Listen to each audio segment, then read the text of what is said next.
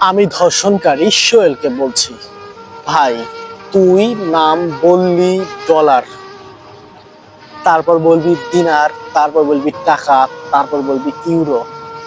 তুই যে তারপর কোনো হুজুরের নাম না বলবি, এটার কি গ্যারান্টি আছে? আমার মনে হয় কি জানোস, আমার মনে হয়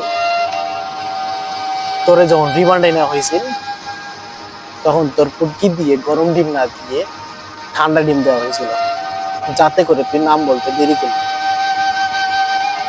আমি প্রশাসনের দৃষ্টি আকর্ষণ করছি, এমন কোন ধরনের যদি ধর্ষণ পেয়ে বাংলাদেশে জন্ম নেয়, তাদেরকে 1 থেকে 3 দিনের মধ্যে এমন ভাবে শাস্তির আওতায় আনা হোক,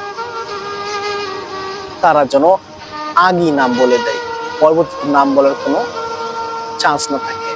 হ্যাঁ, আজকের ভিডিওটা যদিও একটু বিনোদন টাইপের হয়েছে, তবুও কথা এটাই সত্যি। হ্যাঁ।